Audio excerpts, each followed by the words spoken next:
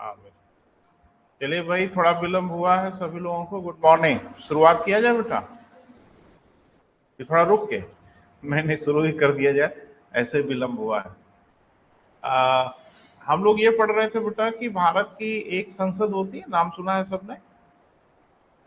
तो संसद क्या होती है उस पर चर्चा हुई। संसद माने क्या बेटा? लोकसभा और राज्यसभा और राष्ट्रपति, इन तीनों को मिला के इस देश में संसद बोला जाता है। जब भी संसद शब्द का प्रयोग किया जाएगा तो इसका मतलब तीनों ही होगा, है ना? जैसे कहा जाएगा कानून कौन बनाता है इस देश में? एक वचन का मोदी जी बनाते हैं। मोदी जी के बाप का देश थोड़ा ही है कि मोदी जी बनाएंगे। इस देश में कानून जो बनाएगा बेटा वो संसद बनाएगी। संसद में कौन लोग बैठते हैं? हाँ, संसद में दो सदन होते हैं, दो हाउस होते हैं। अभी आप देख रहे हो एक नई बिल्डिंग बिल्डिंग बनी है हम लोगों की, देखा है टीवी पे? पुराना जो संसद भवन था, वो गोल वाली बिल्डिंग देखा ना, खंबे खंबे लगे हुए, वो अंग्रेजों ने बनवाया था, है ना बेटा? तो थोड़ा पुरानी उरानी हो गई है, गिरने उड़ने की संभावना है, तो सब डरते बहुत हैं। इनको ये डर लग रहा है कहीं बिल्डिंग गिर न जाए किसी दिन बैठक बैठक में। नहीं नहीं, इतनी भी कमजोर नहीं है। लेकिन देश का पैसा है, हम लोगों का पैसा है, करों का पैसा है, तो करों के पैसे से साहब सारी शौक पूरा कर ही लेंगे। तो अभी एक देखा होगा आपने टीवी में, बड़ा बवाल भी हुआ था, और नई बिल्डिंग बनी है जिसका नाम है सेंट्रल विस्टा। बड़ी शानदार हाईटेक बिल्डिंग बनाई गई। अब हमारे माननीय लोग, एमपी लोग वहीं बैठेंगे और देश के लिए कानून बनाएंगे, है ना? उद्घाटन में नहीं गए बैठक में, लेकिन जब शुरू होगा सत्र तो जरूर जाएंगे बैठक में, है ना? बहरहाल, तो हम लोगों ने ये पढ़ा बेटा कि देश में एक संसद होगी। बोले? तो संसद क्यों होगी? क्योंकि संसद होती है? नहीं नहीं, ऐसा कुछ नहीं है। हमारे देश के संविधान में हर चीज लिखा हुआ है बेटा, विस्तार से लिखा हुआ है। खास करके जो नए बच्चे हैं उनको तकलीफ होगी, तो हम बताएंगे बेटा, आपको तो क्लियर होगा कि आखिर देश का संविधान कौन बनाया, कैसे बनाया। लेकिन हमारे देश में किताब लिखी गई है बेटा, उस किताब का नाम है संविधान। उसी किताब में सब कुछ लिखा हुआ है, सब कुछ लिखा हुआ है। और इस देश में जो कुछ होगा उसी किताब के अनुसार होगा, अपने मन से कोई कुछ नहीं कर सकता, है ना बेटा? इस देश में एक प्रधानमंत्री है ना? बोल नहीं रहे हैं, क्यों है? क्योंकि उस किताब में लिखा है कि देश का एक प्रधानमंत्री होगा। उसी किताब में लिखा है कि 5 साल के लिए होगा, 5 साल के लिए होगा। उसी किताब में लिखा है वो क्या करेगा क्या नहीं करेगा, वही वो करता है नहीं करता है। उसी किताब में लिखा है देश की एक संसद होगी, तो संसद है। तो जो कुछ संविधान में लिखा है बेटा वो एक तरह से नंबर्स में लिखा हुआ है। जैसे आप कोई चीज लिखते हो तो पॉइंट बनाते हो, number 1, number 2, number 3, number 4, like this. ऐसे संविधान में जितनी भी बातें लिखी गई हैं वो नंबर में लिखी गई। उनको नंबर नहीं कहते हैं, उनको अनुच्छेद कहते हैं, आर्टिकल कहते हैं। तो जो हमारा संविधान बना था उसमें कुल 395 अनुच्छेद थे, यानी कुल मिलाकर समझो 395 पॉइंट थे। हर पॉइंट पे लिखा गया था कि इसमें ये होगा, इसमें ये होगा। ऐसे ही हमारे संविधान के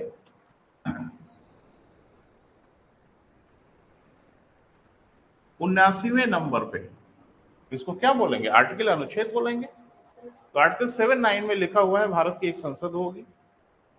जो संसद होगी उसी किताब में लिखा है बेटा, कोई अपने मन से नहीं बोल सकता। उस किताब में लिखा है भारत की एक संसद होगी जो 3 से मिलकर बनेगी। किससे बेटा? 3 चीजों से मिलकर संसद का निर्माण होगा। ये कोई अपने मन से नहीं बताएगा, उसी किताब में लिखा है। तो इसमें क्या होंगे बेटा? राष्ट्रपति। इसका मतलब है कि राष्ट्रपति किसका हिस्सा होता है बेटा? संसद। क्लियर है? अब आपसे कल को प्रश्न पूछेगा ना इसी में से, ऑब्जेक्टिव टाइप, कि निम्न में से संसद का अंग कौन है, तो चार्ट हो देगा। तो अगर जानते होंगे तो बताएंगे, नहीं जानते होंगे तो घबरा जाएंगे। राष्ट्रपति अगर विकल्प में होगा तो वो संसद का अंग है। क्लियर बेटा? फिर राज्यसभा, नाम सुना है बेटा? मैंने सुना हुआ नाम है। और एक है क्या बेटा? लोकसभा। तो संसद माने ये तीनों होता है। और ध्यान रखना, इस देश में कोई भी कानून बनेगा आज की डेट में, उसे कौन बनाएगा बेटा? संसद बनाएगी, और कोई नहीं बना सकता। यानी लोकसभा के 545 लोग, ये सब चर्चा हो गई बेटा, कल ही तो बात किया था। इसमें कितने लोग होते हैं? 545, इसमें 245, और ये एक हो। हाँ, मुझे लगता है राष्ट्रपति एक ही होता है। तो ये सब लोग मिलके देश में कानून बनाते हैं बहुमत से। 545 में आधे से अधिक लोग हाँ कह देंगे तो मान लिया जाएगा, फिर ये जाएगा राज्यसभा में। इसमें 245 में आधे से अधिक लोग कह देंगे तो हाँ, फिर जाएगा राष्ट्रपति के पास, राष्ट्रपति दस्तखत कर देंगे, कानून बन जाएगा। क्लियर है बेटा? तो हम लोग इस पर चर्चा कर चुके हैं बेटा, मैंने क्लास में इस पर बात हो गई है। तो घबराइए नहीं, नए बच्चे बिल्कुल ना घबराएं बेटा, हम समझ रहे हैं आपकी वेदना, क्या तकलीफ है, हम उस पर बात करेंगे विस्तार से, ठीक है? तो कल हम लोगों ने पढ़ा था बेटा कि राज्यसभा का स्वरूप क्या होगा, तो उसमें थोड़ा सा कुछ चीजों को याद दिला दें।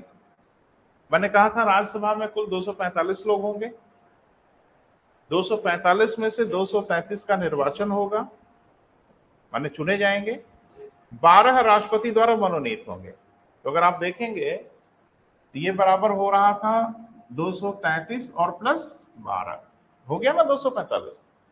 तो इन 12 लोगों को राष्ट्रपति मनोनीत करेंगे और 233 का चुनाव होगा, इलेक्शन होगा। 233 में भी मैंने बोला था कि 229 सदस्य जो होंगे इसमें वो राज्यों से निर्वाचित होंगे, और 4 सदस्य जो होंगे वो संघ शासित क्षेत्र दिल्ली और पौंडीचेरी से, बस। क्योंकि संघ शासित क्षेत्र कितने हैं बेटा? 8, लेकिन 8 को अधिकार नहीं मिला है, सिर्फ 2 को अधिकार मिला है, दिल्ली और पौंडीचेरी को।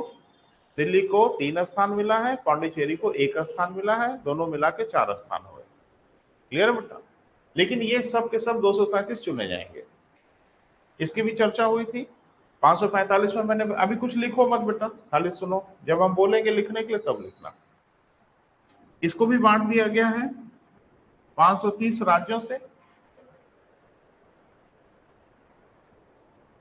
13 संघ शासित क्षेत्रों से, 8 संघ शासित क्षेत्र हैं, वहां से 13 सांसद चुने जाते हैं।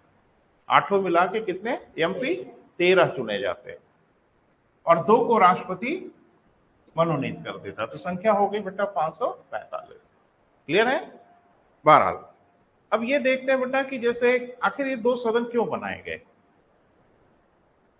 अरे भाई, इनके बनाए जाने का कोई उद्देश्य होगा? एक ही बनाए होते, वही बहुमत से काम हुआ होता।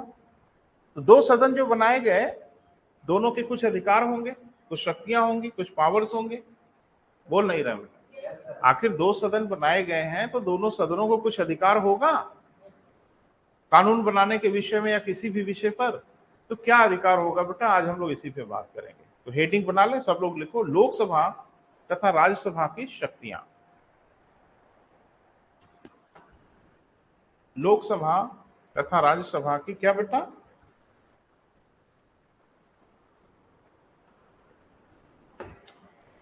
गर्मी सबको बेहाल कर रखी है बेटा। लोकसभा तथा राज्यसभा की क्या बेटा? शक्तियां। आज इसी पे बात होना है बेटा, आज इसी टॉपिक पे चर्चा होगी।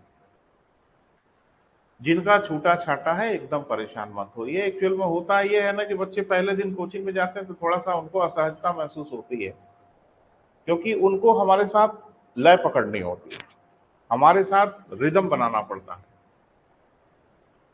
अब वही हाल है कि जैसे गाना जब शुरू हो जाता है गाना, और उसी बीच में आके कोई गाने का साथ निभाना चाहे तो थोड़ा सा टाइम उसको लगता है। वही हाल आप लोगों का है। जो बच्चे शुरू से बने हैं उनको कोई तकलीफ नहीं। हाँ, जो बीच में आएंगे उनको थोड़ा 2-4 दिन का समय लगेगा लय पकड़ने में कि क्या चर्चा हो रही, कैसे हो रही है, तो होगा। लेकिन मेरी ये जिम्मेदारी है बेटा कि हम सब कुछ आपको बताएंगे, निश्चिंत रहिएगा। और ये कोई पहली बार नहीं हो रहा, 20 साल से हो रहा है, तो मुझे पता है क्या करना है आपके साथ, ठीक है? बहरहाल लोकसभा और राज्यसभा की शक्तियां क्या है, पावर्स क्या है? तो पावर क्या है इन लोगों का? संसद क्यों है? कानून बनाने के लिए, और कोई काम संसद का नहीं है बेटा। संसद का गठन इसलिए किया गया है कि देश में जब जरूरत हो तब वो कानून बनाए। क्लियर है बेटा? हमें अब एक बात दिमाग में आ सकती है, यही पूछा गया छोटी परीक्षा में कि कानून कौन बनाता है। अरे अभी टेट वेट की कौन परीक्षा हुई, इसमें यही पूछ लिया। तो कानून कौन बनाएगा भैया? जाहिर सी बात है संसद बनाएगी। लेकिन संसद को हम लोग क्या कहते हैं? विधायिका। क्या कहते हैं बेटा? विधायिका। शुरू में हमने बात किया था सरकार के 3 अंग होते हैं, कार्यपालिका, न्यायपालिका और विधायिका। विधायिका का काम होता है कानून बनाना, कार्यपालिका का काम होता है बनाए गए कानून के अनुसार काम करना, और न्यायपालिका का काम होता है ये देखना कि उस कानून में कहीं कुछ गड़बड़ी तो नहीं हो रही है। न्यायपालिका माने न्यायालय। क्लियर बेटा?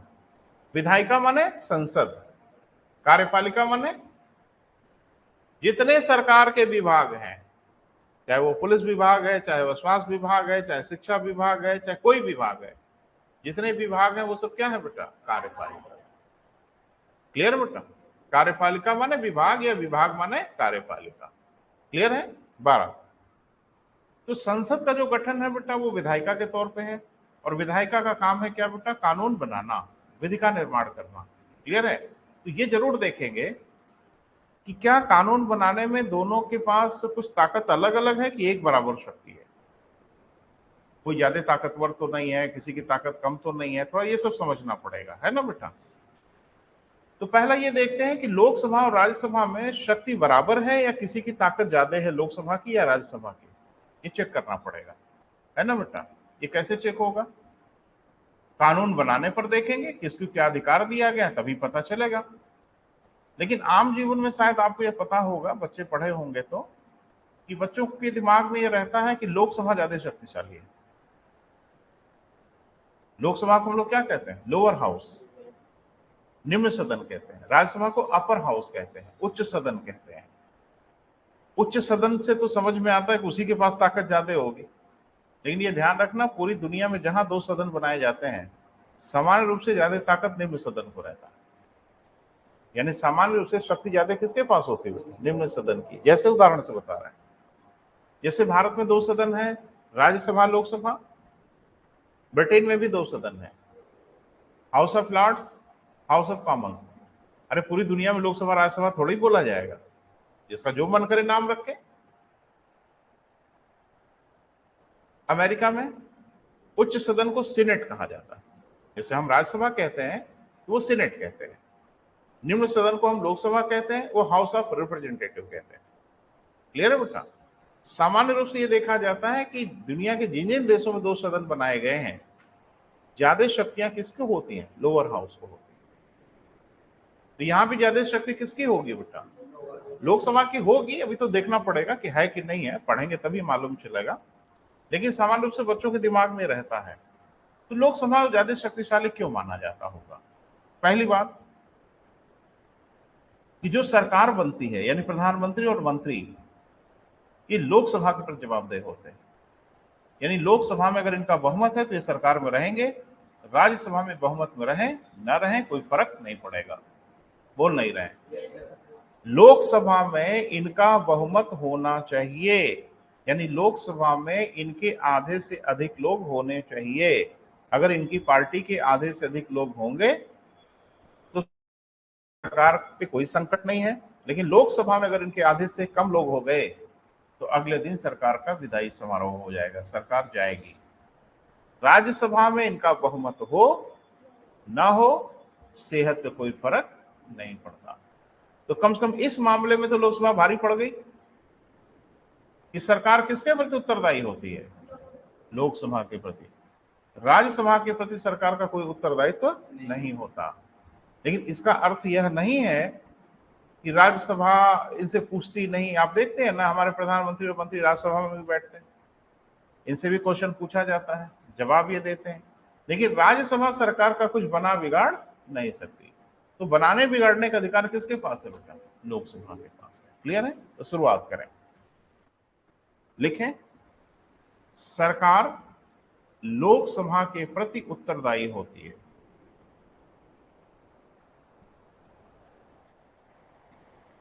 सरकार किसके बेटा? लोकसभा के प्रति उत्तरदायी होती है।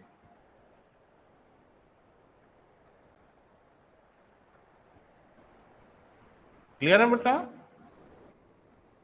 अब उत्तरदायी का मतलब क्या है? उत्तरदायी का मतलब यह है कि लोकसभा में जब, जैसे अभी बीजेपी की सरकार है, व्यवहार में समझो, तो इसका मतलब साफ है कि लोकसभा में बीजेपी के लोग आधे से ज्यादा होंगे। जिस भी पार्टी के लोग आधे से ज्यादा लोकसभा में होंगे, बस समझ लो वही पार्टी सरकार बनाएगी, उसी पार्टी का प्रधानमंत्री होगा। क्लियर है बेटा? क्योंकि लोकसभा में जब भी कोई बात आएगी तो बहुमत से उसको कहना होगा। इनके जब आधे से अधिक लोग होंगे, बहुमत से हाँ कह देंगे। अगर इनके आधे से अधिक लोग नहीं होंगे तो हाँ थोड़ी बोलेंगे, सरकार खतरे में पड़ जाएगी। इसलिए सरकार वही बनाएगा जिसका लोकसभा में बहुमत होगा, यानी लोकसभा का विश्वास होगा, लोकसभा की ताकत होगी उनके साथ। क्लियर है बेटा? राज्यसभा में बहुमत रहे न रहे, इससे सरकार पे कोई फर्क नहीं पड़ता। इसीलिए मैंने कहा कि सरकार किसके प्रति उत्तरदायी होती है? लोकसभा। तो विस्तार से लिख लो। हाँ लिखें, लोकसभा में जिस पार्टी का बहुमत होगा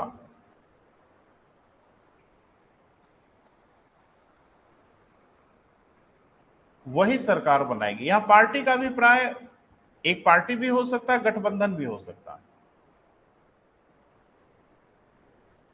वही सरकार बनाएगी।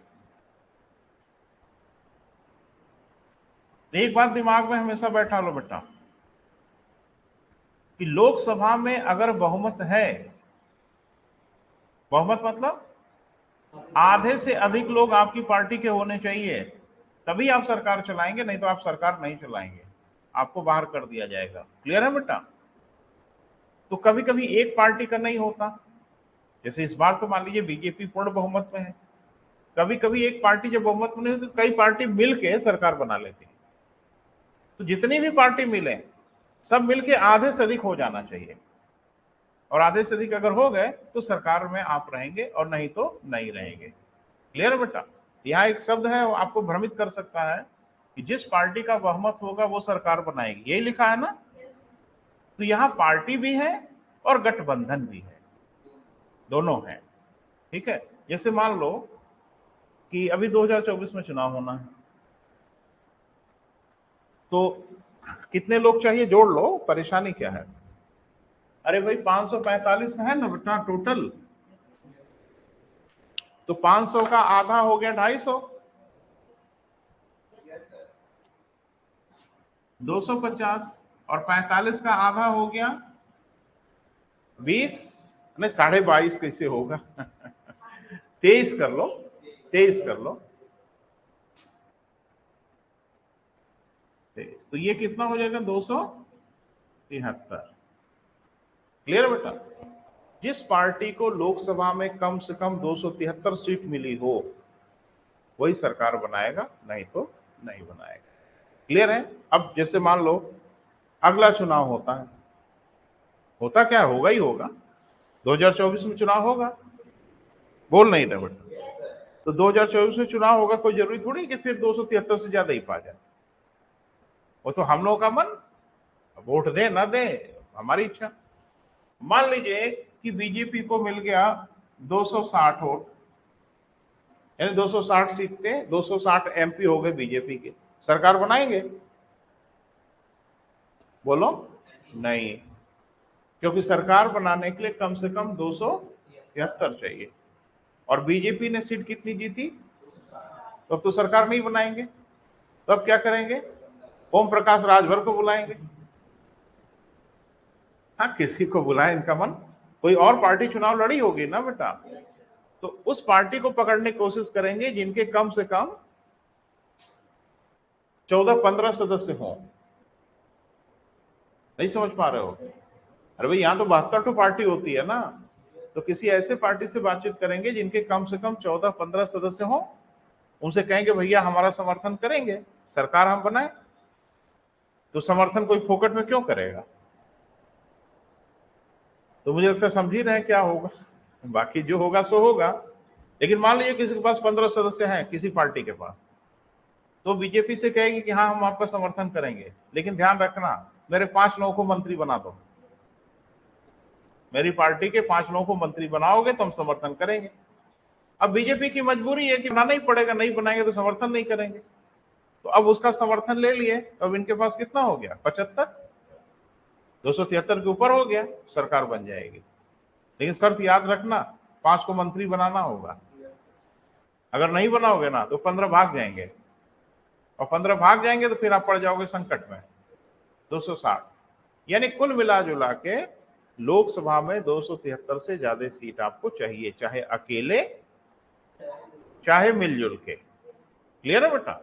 273 के ऊपर आपको सीट चाहिए। अब होता यह है, जैसे अभी आप बीजेपी की बात करो तो बीजेपी को तो अभी 300 से ज्यादा सीट है। अभी आज की डेट में इनके पास 300 से ज्यादा सीट है, तो काहे के लिए किसी से समर्थन मांगेंगे? हाँ, कुछ लोग जबरदस्ती समर्थन करते हैं, और निषाद राज पार्टी, धमाका पार्टी, देख रहे हो कर ही रहे समर्थन, तो करो। लेकिन समर्थन नहीं भी करोगे तो कोई दिक्कत नहीं है। क्लियर हुआ बेटा? तो सरकार किसके भरोसे तक रहती है बेटा? लोकसभा के। लोकसभा में जब तक आपका बहुमत रहेगा आप सरकार में रहोगे। लोकसभा में जिस दिन आपका बहुमत कम होगा उस दिन आप घर जाओगे, सरकार में नहीं रहोगे। क्लियर है बेटा? तो आप देख रहे हो यहां राज्यसभा को तो नहीं बोला गया, किसको बोला गया? इसका मतलब है कि यहाँ लोकसभा का पलड़ा भारी है। किससे बेटा? राज्यसभा से। यहां तक ठीक है? आगे देखो, कभी कभी लिखो नहीं, सुनो, कभी कभी ये होता है कि लोकसभा के लोग ये कहते हैं कि भाई हमको लग रहा है कि इनका बहुमत नहीं है, मतलब इनके पार्टी कुछ लोग भाग गए हैं या कुछ इनके साथ नहीं है, हो सकता है ऐसा हो। तो लोकसभा में प्रस्तुत होता है अविश्वास प्रस्ताव, नो कॉन्फिडेंस मोशन। क्या प्रस्तुत होता है बेटा? अविश्वास प्रस्ताव। और ये जाहिर सी बात है, कौन प्रस्तुत करेगा? विपक्ष का व्यक्ति प्रस्तुत। सरकार का क्यों प्रस्तुत करेगा भाई? तो विपक्ष प्रस्तुत करता है क्या बेटा? अविश्वास प्रस्ताव। ध्यान रखना, सरकार किसके विश्वास पे चलती है? लोकसभा के। तो विश्वास या अविश्वास प्रस्ताव हर हाल में लोकसभा में प्रस्तुत होता है, राज्यसभा में प्रस्तुत नहीं होगा, क्योंकि राज्यसभा से कोई लेना देना नहीं है। क्लियर है बेटा? अब ध्यान से सुनो, जब विपक्ष को यह लगता है कि सरकार के पास बहुमत नहीं है, इनके साथ वाले इनका साथ छोड़ चुके हैं और ये मान नहीं रहे हैं, तो फिर उसमें प्रस्तुत हो जाता है क्या बेटा? अविश्वास प्रस्ताव। और कहा जाता है कि अब बहुमत से सिद्ध करिए कि लोग आपके साथ हैं। इस पर वोटिंग होती है। तो अगर अविश्वास प्रस्ताव पे ज्यादा वोट पड़ गया, इसका मतलब लोकसभा चाह रही है कि आप सरकार में न रहें, तो सरकार से जाना होगा। अविश्वास प्रस्ताव अगर पास नहीं हुआ, पास का मतलब आधे से कम वोट मिला, तो सरकार सुरक्षित रहेगी। थोड़ा लिख लो बेटा, लोकसभा में विश्वास तथा अविश्वास प्रस्ताव प्रस्तुत किए जाते हैं। लोकसभा में क्या बेटा? विश्वास तथा अविश्वास प्रस्ताव प्रस्तुत किए जाते हैं। कहीं झंझट होगा बेटा बात करना?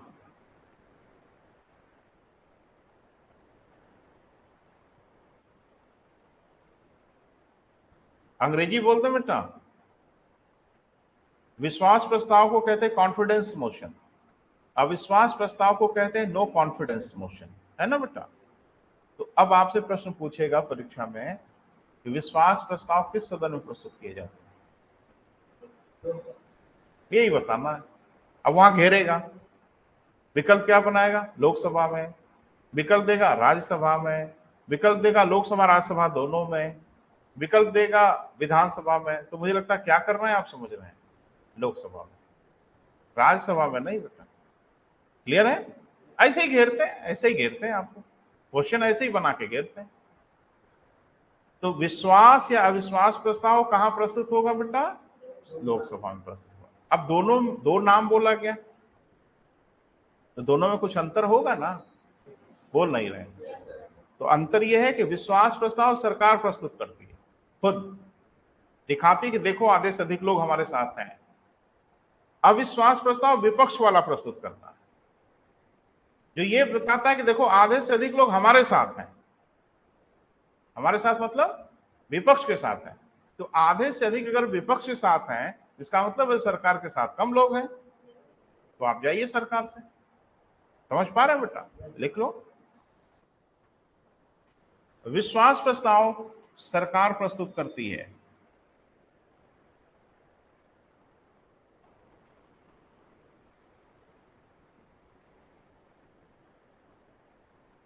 विश्वास प्रस्ताव कौन बेटा? सरकार प्रस्तुत करती है। जबकि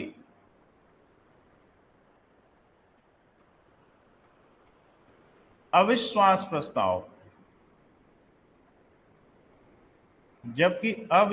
प्रस्ताव कौन बेटा? विपक्ष प्रस्तुत करता है।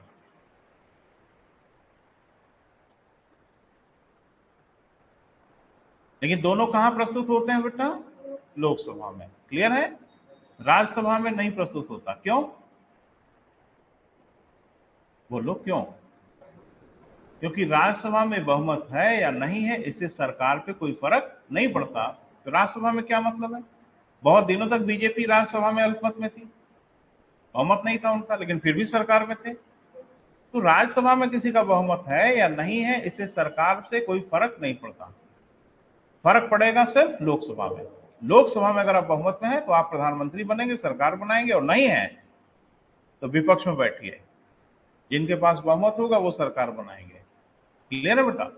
अब ऐसा क्यों किया गया बेटा, वो थोड़ा सा मामला टेढ़ा मेढ़ा है, आगे हम बात आपसे करेंगे। यहां तक तो ठीक है बेटा, बता दोगे अगर कुछ पूछा जाए? विश्वास प्रस्ताव अविश्वास प्रस्ताव में क्या अंतर है? क्लियर हुआ? विश्वास प्रस्ताव सरकार प्रस्तुत करती है। क्यों प्रस्तुत करती है? ताकि ये दिखाए कि लोकसभा में हमारा बहुमत है, लोग हमारे साथ हैं। क्लियर है बेटा? अविश्वास प्रस्ताव कौन प्रस्तुत करता है? विपक्ष। विपक्ष ये कहता है कि मुझे लग रहा है कि बहुमत आपके साथ नहीं है, जरा एक बार जांच पड़ताल हो जाए। तो वोटिंग होती है। अगर ज्यादा वोटिंग पड़ गई अविश्वास प्रस्ताव के पक्ष में, जिसका मतलब है कि सदन चाहता है कि आप सरकार में न रहें। और अगर अविश्वास प्रस्ताव पारित नहीं हो पाया, यानी आधे से अधिक लोग वोट नहीं दे पाए, तो इसका मतलब सरकार सुरक्षित है। और विश्वास प्रस्ताव में आधे से अधिक लोग उसके पक्ष में वोट दें, तब इसका मतलब है कि सरकार के साथ बहुमत है। और आधे से अधिक लोगों से अगर विश्वास मत पारित नहीं हुआ, दोनों में उल्टी प्रक्रिया है। अविश्वास प्रस्ताव पारित होगा तो सरकार गिर जाएगी, और विश्वास प्रस्ताव अगर पारित होगा तो सरकार बनी रहेगी। कभी मैंने बोला ना कि विश्वास प्रस्ताव कौन प्रस्तुत करता है? सरकार। और अविश्वास प्रस्ताव कौन प्रस्तुत करता है? विपक्ष। तो क्लियर है? यही पलट के पूछेगा, अविश्वास प्रस्ताव किसके द्वारा प्रस्तुत किया जाता है? बताना है विकल्प में से। विश्वास प्रस्ताव कौन प्रस्तुत करता है? सरकार। कहां? बस यही सब चीजें दिमाग में ठूसे रहो, काम बन जाएगा। क्लियर है बेटा? तो एक चीज बताओ, इन लाइनों को पढ़ के आपको समझ में आ रहा है ना कि राज्यसभा तो फर्जी हो गई। कम से कम सरकार बनाने के मामले में राज्यसभा का कोई अधिकार नहीं दिख रहा है। तो पलड़ा किसका भारी हो गया? ताकत किसकी दिख रही है? लोकसभा की। दैट्स वाई लिखें। इसी कारण इस विषय पर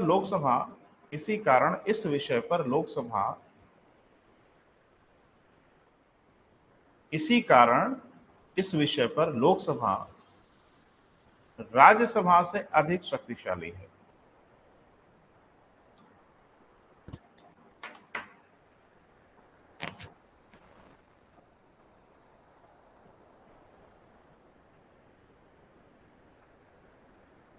क्लियर है बेटा? आराम से, कोई हड़बड़ी मत दिखाओ। कहीं आपको डाउट लगे तो इसीलिए हम फूंक के कदम रख रहे हैं, कहीं गड़बड़ ना होने पाए। एक बात तय हो गई कि राज्यसभा से, सरकार से प्रत्यक्ष रूप से कोई लेना देना नहीं है।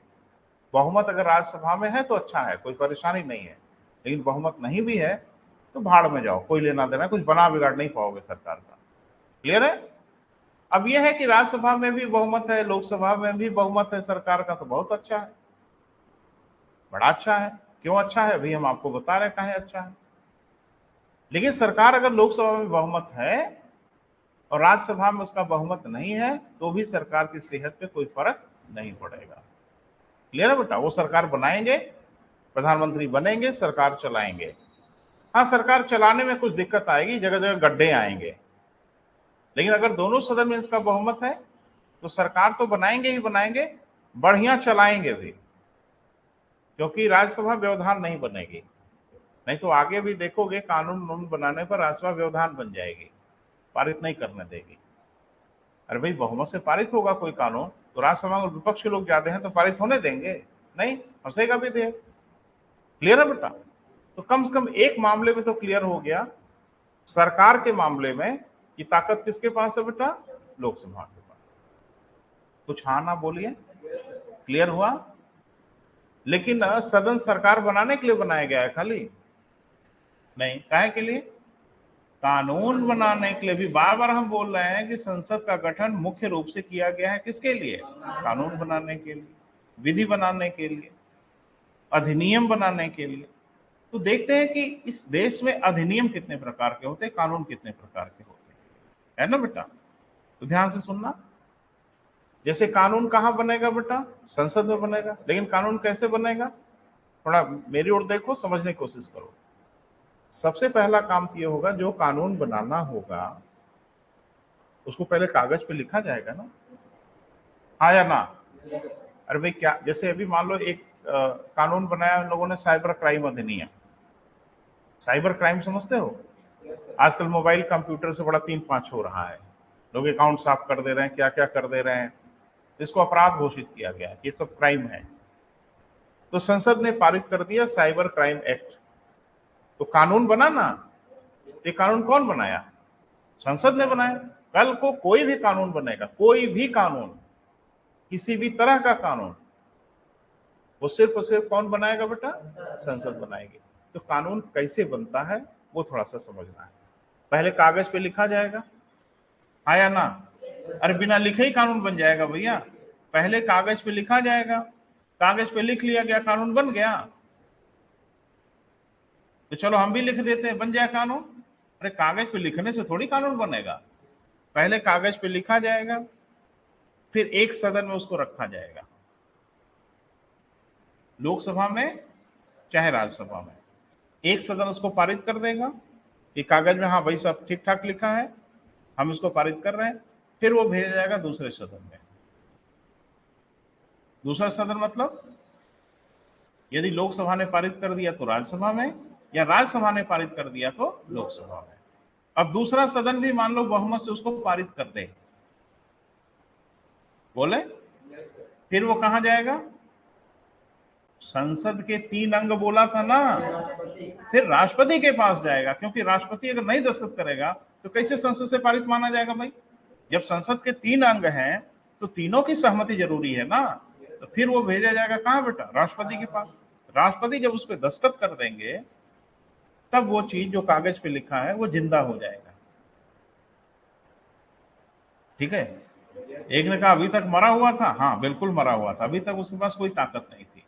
लेकिन जैसे राष्ट्रपति हस्ताक्षर कर देंगे वो अब कानून बन जाएगा, और इस देश में सबको अब सर झुका के मानना पड़ेगा। तो जब तक राष्ट्रपति ने हस्ताक्षर नहीं किया है, क्या तब तक वो कानून बना है? नहीं बना है। अरे कुछ बोलोगे हाँ ना? नहीं बना है ना। तो जब तक वो कानून नहीं बना है तब तक क्या कहेंगे उसे? तब तक उसको कागज कहेंगे? नहीं। जब तक कानून नहीं बना है, राष्ट्रपति ने हस्ताक्षर नहीं किया है, अभी घूम रहा है इधर से उधर, इस सदन से उस सदन और यहां वहां, तब तक उसको कहा जाएगा विधेयक। क्लियर है बेटा? अब हो सकता है कुछ बच्चे विधेयक पहली बार सुन रहे हो, तो विधेयक क्या बेटा? बोलो। विधेयक माने जब तक वो कागज में लिखा है, अंतिम अनुमति नहीं मिल पाई है, तब तक उसको कानून कह दोगे? तो कुछ कहना पड़ेगा ना उसको। तब तक उसको कहा जाता है क्या बेटा? विधेयक।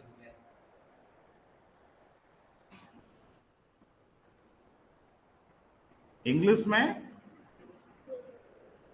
बिल कहते हैं। तो कल को पूछा जाएगा विधेयक किसे कहते हैं, बता देंगे ना? डर काहे रहे हो मेरे भाई? डरो मत। जब तक कानून नहीं बना है तब तक उसे विधेयक कहेंगे, और जैसे राष्ट्रपति हस्ताक्षर कर देंगे उसका नाम विधेयक से बदल के विधि कानून हो जाएगा। क्लियर है?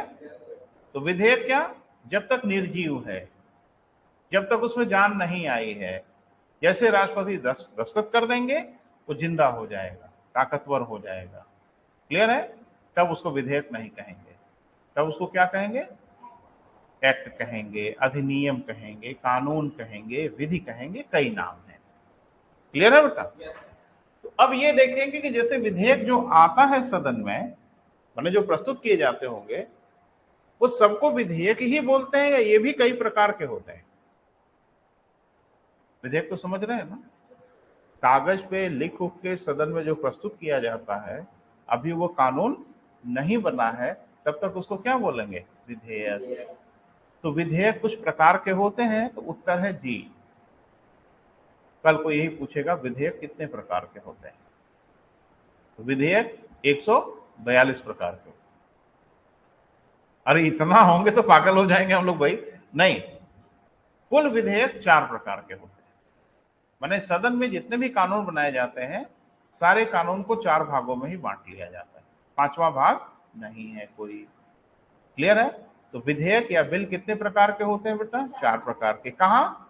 संसद में जो विधेयक प्रस्तुत होते हैं वो कितने प्रकार के बेटा? 4 प्रकार के। हम बोर्ड पे लिख रहे हैं, थोड़ा सा देखिएगा। एक को हम लोग कहते हैं क्या बेटा? सामान्य विधेयक। क्या कहते हैं बेटा? जोर जोर से बोलिए, कई कई बार बोलिए, क्योंकि और कोई उपाय है नहीं धरती पर। बोल के, पढ़ के, सुन के, चिल्ला के ही याद होगा, और कोई तरीका है नहीं। तो एक विधेयक को हम क्या कहते हैं? सामान्य विधेयक। एक बात ध्यान रखना, ये जरूरी नहीं किसी को पहला कहिए, कोई पहला हो सकता है। 4 तो है, चारों नाम याद रखना है, लेकिन हम पहले नंबर पे लिख रहे हैं किसको? सामान्य विधेयक में। दूसरा, धन विधेयक। अब नाम से ही कहानी कुछ कुछ समझ में आ रही है। अरे धन माने तो मुझे लगता है कोई पागल भी समझता होगा क्या होता है। धन माने पैसा, मनी, है ना? इसको इसीलिए इंग्लिश में क्या कहते हैं? Money bill. इसको कहते हैं जनरल बिल। जनरल स्टडी अभी पढ़ रहे थे ना, तो सामान्य विधेयक, और इसको क्या कहते हैं? धन विधेयक। तीसरा है वित्त विधेयक। क्या है बेटा? हाँ, अब ठीक है, इसे चिल्लाओगे तभी याद होगा। वित्त विधेयक, है ना? चौथा, संविधान संशोधन विधेयक। दिख रहा है? आड़ में तो नहीं आ रहा है ये? आड़ में आ रहा है। चलो उधर लिखते हैं, याद हो गया? चौथा है बेटा जिसको लोग कहते हैं संविधान संशोधन विधेयक। अब थोड़ा इन लोगों का परिचय हो जाए, इनका थोड़ा थोड़ा परिचय हो जाए, है ना? पहले नीचे से शुरू करते हैं। आप नीचे से करो, हम ऊपर से लिख दे, कोई फर्क थोड़ी पड़ता है। इनको नीचे लिखिए, ऊपर लिखिए, कोई दिक्कत नहीं। तो पहला विधेयक मान लो, हम लोग मान लेते हैं किसको बेटा? संविधान संशोधन विधेयक। अब ये कि जब विधेयक सदन में आया जाएगा तो कैसे पहचानेंगे? इधर देखो, इधर जब कोई विधेयक सदन में लाया जाएगा तो उसकी पहचान करनी पड़ेगी ना कि चारों में से किस प्रकार का है। बोल नहीं रहे बेटा? तो संविधान संशोधन विधेयक कैसे पहचानेंगे?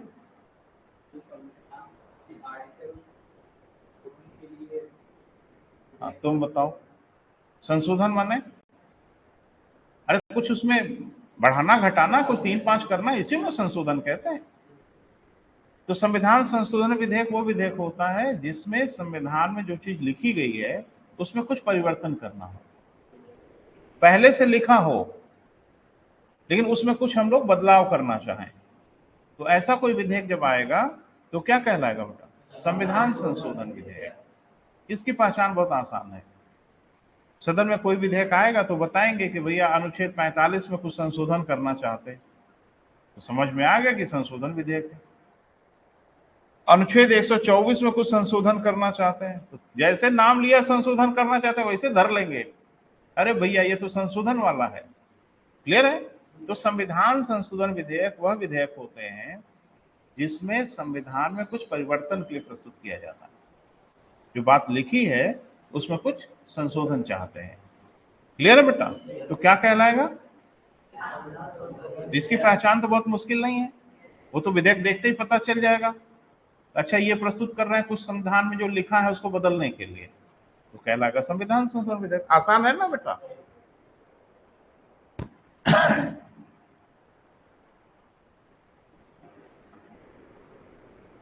धन विधेयक, ये भी आसान है।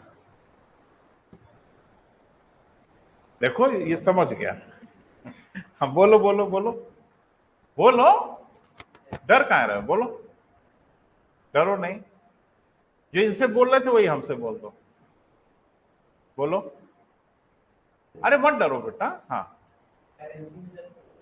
ना ना, करेंसी में, करेंसी से नहीं, जैसे मोदी जी अभी 2000 बंद कर दिए, यही सब ना।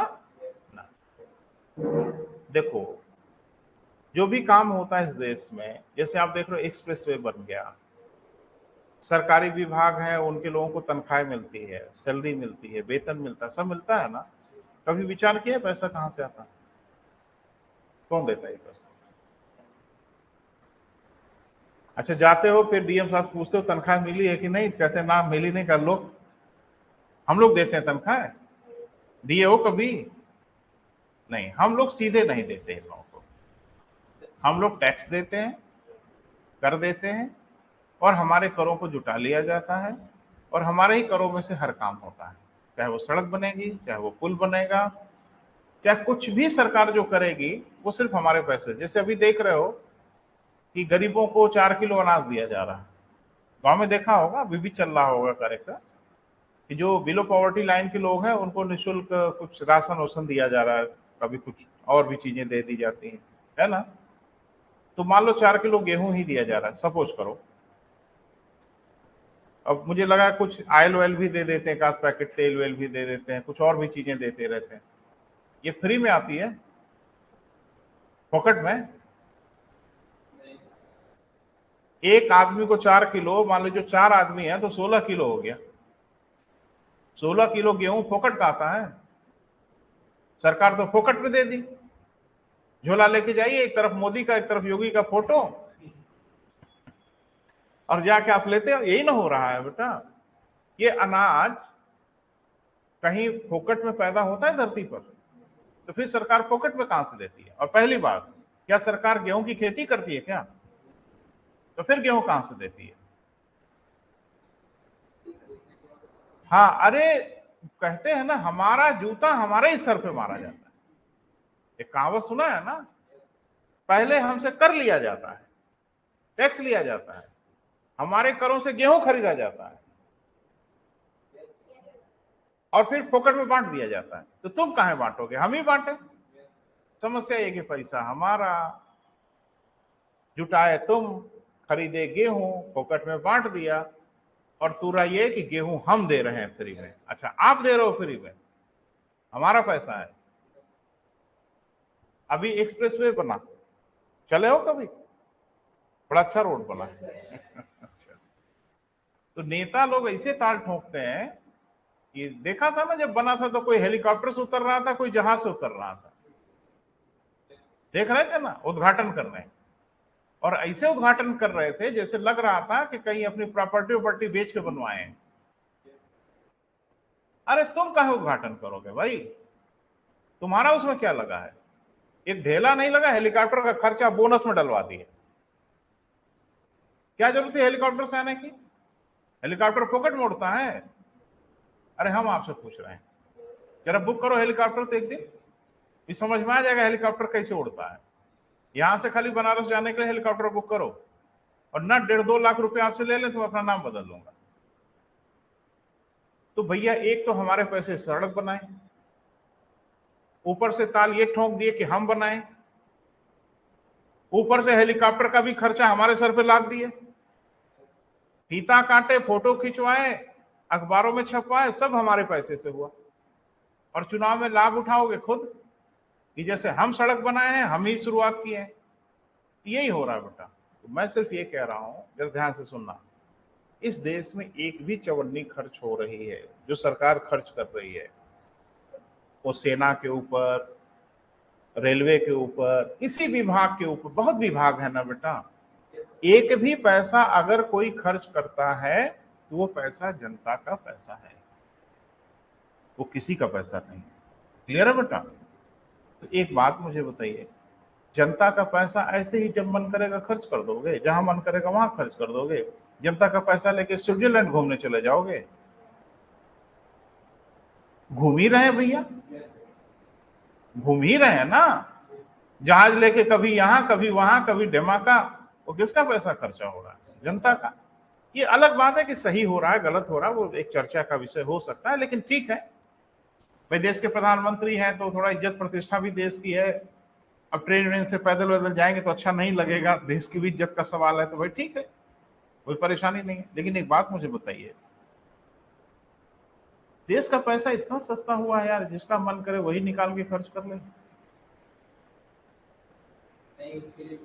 ये तो तमाशा हो जाएगा ना बेटा, कि देश का बहुत पैसा है बेटा, बहुत पैसा है देश के पास, करों से हम बहुत पैसा देते हैं, वो पैसा ऐसा हो गया कि जिसका मन करे उसी में से निकाले और ले जाके जो मन करे वो खर्च कर दे। नहीं बेटा, देश के पैसे की हिफाजत संसद करती है।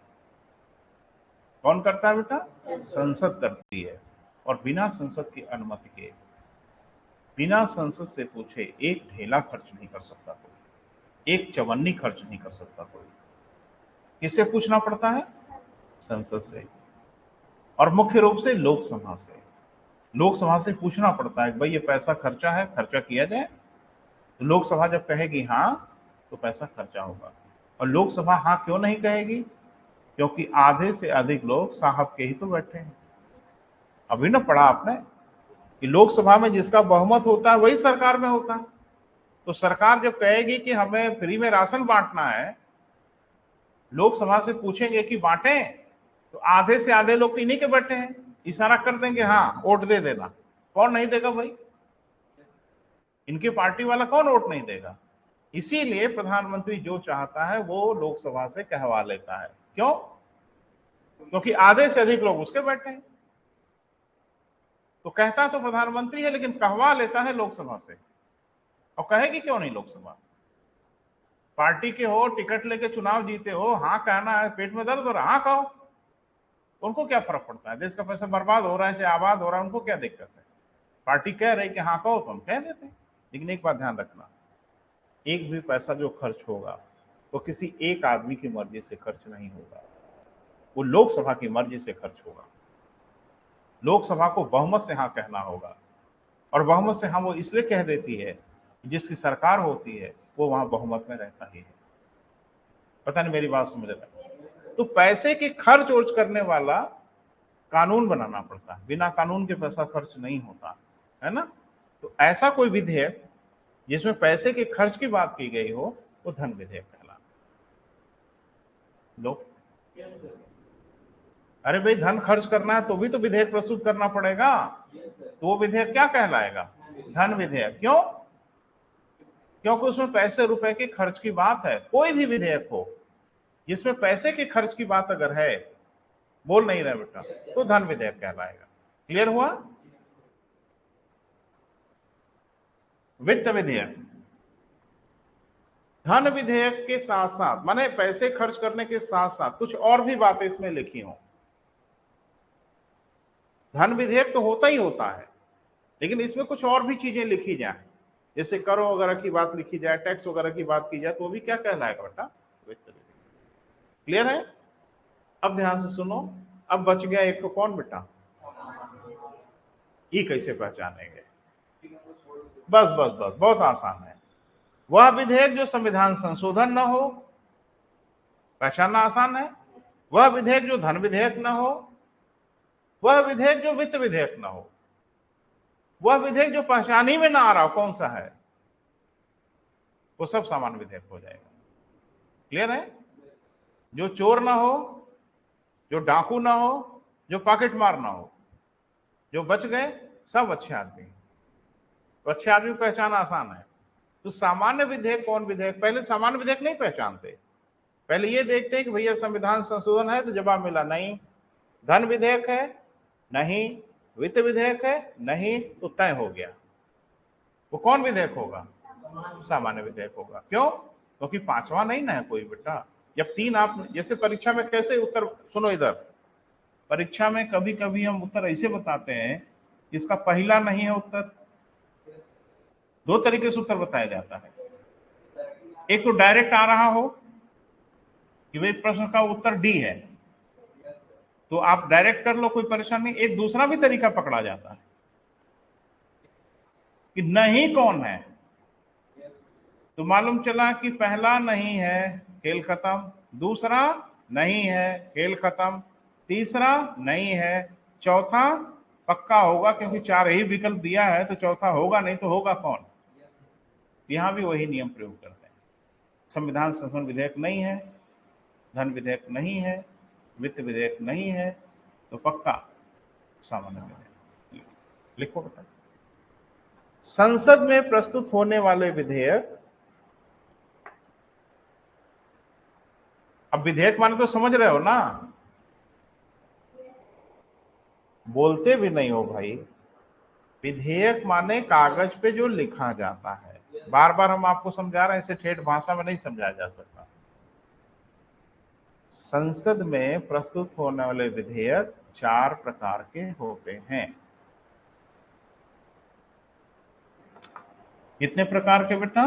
चार प्रकार के होते हैं। परीक्षा में पूछेगा कि विधेयक कुल कितने प्रकार के होते हैं, विकल्प देगा 3 प्रकार, 4 प्रकार, 8 प्रकार, 9 प्रकार, 10 प्रकार। क्या करोगे? हाँ, 4 ही करना, ये नहीं कि अपने मन से बात बढ़ा लेना। विधेयक, हाँ, कभी कभी ज्ञानवान जब ज्यादा हिलोरे लेने लगता है ना, ज्ञानी कुछ ज्यादा ही हो जाते हो, तो काठो बढ़ा लेते हो अपने मन से, ऐसा मत करना। विधेयक कुल कितने प्रकार के बेटा? 4 ही प्रकार के होते हैं, पांचवा प्रकार इनका नहीं होता है ना।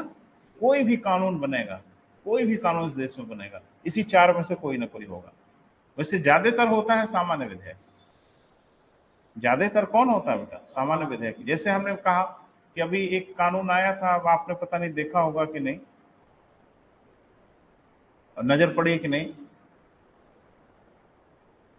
कृषि अधिनियम एक आया था, जिसमें महेश सिंह टिकैत ने बड़ा विरोध किया था दिल्ली में, सब सड़क वड़क जाम किए थे, सालों बवाल चला था। वो भी कानून बना था ना, कृषि कानून, कानून था ना। तो कोई विधेयक आया होगा पहले, तब ना कानून बना होगा। वो कौन सा विधेयक रहा होगा? बिल्कुल सामान्य विधेयक रहा होगा।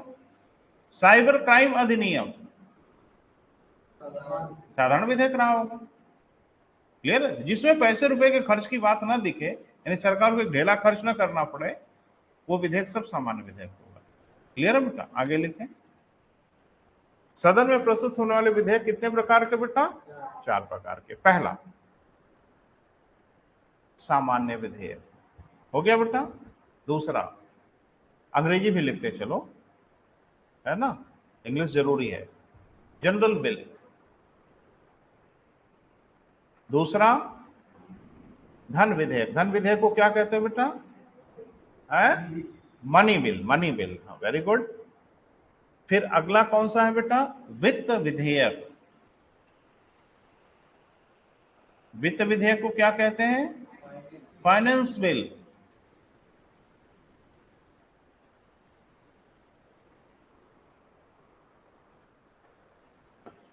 क्लियर है?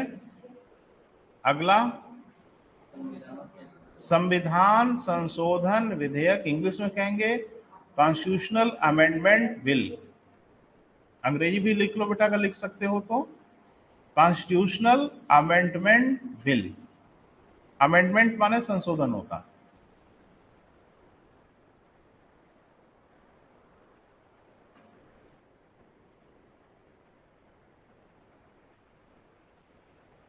ठीक है बेटा? ठीक है। विधेयक कितने प्रकार के बेटा? 4 प्रकार। ठीक है। देखो एक बात बताएं बेटा, समझने की कोशिश करो। हर व्यक्ति को शुरुआत करनी ही पड़ती है कंपटीशन। अगर किसी को कंपटीशन देना है, तो एक न एक दिन उसको शुरू तो करना ही पड़ता है। और जिस दिन वो शुरू करता है उन्हीं परेशानियों से गुजरता है जिससे आप गुजरे होंगे या हम गुजरे होंगे, है ना। तो सबकी परेशानी को ध्यान में रखना जरूरी है, कोई परेशान ना होने पाए। मुझे तो पूरा संविधान ही आता है, तो मुझे भी तो खराब लगता होगा क्या ये छोटी छोटी बातें बता रहे हैं, ये सोच के मैं उसको इग्नोर कर दूं? नहीं, मैं नहीं कर सकता। मैं तो संविधान की बड़ी गहराई तक समझ रखता हूँ, लेकिन फिर भी बेसिक चीज़ों को इसलिए बताते हैं, वह बच्चा जो अभी इनिशिएट कर रहा है, अपनी लाइफ की शुरुआत कर रहा है, उसकी वेदना भी तो समझिए, उसको भी समझ में आना चाहिए। और उसे समझ में आएगा तो आपको तो पक्का समझ में आ जाएगा। जो आगे पढ़े हैं उनको तो कोई तकलीफ होना ही नहीं है। तो बहुत सिंपल सी बात है बेटा, कल को कहीं कोई परीक्षा, अब ये आसान नहीं है बेटा, ये बार बार पूछा गया कि विधेयक कितने प्रकार के होते हैं, ये बड़ा मुश्किल है, इसके लिए पीएचडी वीएचडी करके आना चाहिए। अरे कुछ नहीं यार, 4 नाम है, अगर दिमाग में बात खत्म। विधेयक 4 प्रकार के होते हैं। अब धरती पे कभी भी कोई भी पूछेगा, हम जवाब यही देंगे और सही जवाब है, इसके अलावा कुछ नहीं है। चाहे दिल्ली पढ़िए, चाहे लंदन पढ़िए, चाहे कैम्ब्रिज पढ़िए, सत्य अब यही है, विधेयक 4 प्रकार के होते हैं, 5वां प्रकार नहीं होता। क्लियर है बेटा? अब हर विधेयक पे लोकसभा और राज्यसभा की औकात देख लेते हैं, तभी तो पता चलेगा ताकतवर कौन है। प्रत्येक विधेयक पर लोकसभा क्या कर सकती है, राज्यसभा क्या कर सकती है, तभी मालूम चलेगा कि इन विधेयकों पर इनकी हैसियत क्या है। एक बच्चे ने कहा कि राष्ट्रपति को भी तो हैसियत देख लिया जाए। सर हद हो गई, आप राष्ट्रपति की हैसियत तो भी देख ही लिया। अरे अभी अभी हम लोगों ने पढ़ा था 3 दिन पहले, राष्ट्रपति की शक्तियां, उसमें क्या देखे थे, यही ना देखे थे। अरे धन विधेयक, वित्त विधेयक राष्ट्रपति की अनुमति से आता है, उनकी औकात नहीं है ना कहने की, दस्तखत करनी होगी। संविधान संशोधन विधेयक आप पढ़ चुके हैं, 24वां संविधान संशोधन 1971 में लिख दिया गया, राष्ट्रपति को संविधान संशोधन विधेयक की अनुमति देनी ही होगी, ये भी आपने पहले ही पढ़ लिया। रही बात सामान्य विधेयक पे, तो वो नहीं पढ़ा है, और नहीं पढ़ा है तो आप भूल रहे हैं खाली। मैंने लिखाया था कि संविधान संशोधन सामान्य विधेयक पर अनुच्छेद 111 के अनुसार राष्ट्रपति 3 काम कर सकता है, अनुमति दे सकता है, नहीं दे सकता है, और पुनर्विचार के लौटा सकता है। राष्ट्रपति को भी हटा दो किनारे, राष्ट्रपति को भी इसमें नहीं लपेटना है, क्योंकि राष्ट्रपति वाला बवाल निपटा लिए हैं हम लोग। अभी लोकसभा और राज्यसभा की ताकत देखनी है ना बेटा। इस सामान्य विधेयक पर लोकसभा और राज्यसभा की क्या हैसियत है, क्लियर है? तो थोड़ा सा लिखेंगे, हेडिंग फिर से बना लो बेटा, सामान्य विधेयक। तीनों लिख लिया है ना? अरे सॉरी, चारों। हाँ, फिर से हेडिंग बनाइए, क्या बेटा? सामान्य विधेयक। अब इससे आसान भाषा में बेटा नहीं बताया जा सकता, है ना। इस धरती के सबसे आसान भाषा में मैं आपको बताने की कोशिश कर रहा हूं, लेकिन फिर भी अगर तकलीफ होगी बेटा तो बात जरूर करिएगा, है ना, हम आपको क्लियर करेंगे। थोड़ा लिखने वाले काम को 1 मिनट के लिए विराम दीजिए, थोड़ा सुन लीजिए। अब कोई विधेयक सामान्य विधेयक है, कागज पे लिख लिया गया, है ना बेटा। अब इसको किसी न किसी सदन में प्रस्तुत करना होगा ना, रखना पड़ेगा ना ले जाके कि भैया आप लोगों की क्या इरादा है, अनुमति है कि नहीं है। तो ध्यान रखना, सामान्य विधेयक किसी भी सदन में प्रस्तुत किया जा सकता है, मतलब इसकी शुरुआत लोकसभा से चाहे तो कर ले और चाहे तो राज्यसभा से कर ले। पता नहीं मेरी बात समझ पा रहे हैं? अरे भैया, ये विधेयक जब कागज पे लिखोगे तो इकट्ठे दोनों सदन में नहीं प्रस्तुत करना होगा, पहले किसी न किसी सदन में इसको रखना पड़ेगा उनकी राय के लिए। तो अब ये कहा गया है साधारण विधेयक पे कि साधारण विधेयक को किसी भी सदन में रखा जा सकता है, अर्थात चाहे लोकसभा में और चाहे तो राज्यसभा में शुरू कर सकते हैं आप, वहां से शुरुआत हो सकती है। तो एक चीज बताइए, शुरुआत करने के हिसाब से मुझे लगता है दोनों को बराबर शक्ति है। और अभी जब कहा गया कि लोकसभा में भी रख सकते हैं, राज्यसभा में रख सकते, हर विधेयक राज्यसभा में नहीं जाता, वहां लोकसभा शक्तिशाली होती है। यानी वो जैसे धन विधेयक, ये राज्यसभा में नहीं प्रस्तुत हो सकता, ये हमेशा लोकसभा में आएगा। वित्त विधेयक लोकसभा से शुरू होगा, क्लियर है बेटा। लेकिन सामान्य विधेयक में क्या देख रहे हैं कि किसी भी सदन से इसकी शुरुआत की जा सकती है। तो प्रस्तुत करने में दोनों को बराबर का अधिकार है। बोले बेटा? चलो, अब मान लीजिए कि एक सदन ने पारित कर दिया, लोकसभा ने पारित कर दिया, किसको? साधारण विधेयक पे बात हो रही है ना बेटा। मान लीजिए कि साधारण विधेयक लोकसभा में प्रस्तुत हुआ, मान लें थोड़ी देर के लिए, लोकसभा ने पारित कर दिया बहुमत से। अब वो कहां जाएगा? राज्यसभा में जाएगा। राज्यसभा कह दे नहीं पारित करेंगे, हो सकता है राज्यसभा नहीं पारित करेंगे, तो ये राज्यसभा का अधिकार है, वो चाहे तो इसको पारित ना करे। क्लियर है बेटा? तो आप देख रहे हैं कि साधारण विधेयक पर दोनों सदनों को एक बराबर अधिकार है कि नहीं? प्रस्तुत कहीं कर दे और कोई सदन चाहे तो उसको रोक दे कि नहीं पारित करेंगे, तो बराबरी का मामला है ना। लोकसभा पारित करे, राज्यसभा चाहे तो रोक दे, और राज्यसभा पारित करे तो चाहे तो लोकसभा रोक दे। तो एक बात तो समझ में आ रही है कि साधारण विधेयक पर दोनों सदनों को एक बराबर अधिकार है। सहमत है? कुछ डाउट है बेटा? साधारण विधेयक कहां प्रस्तुत होगा?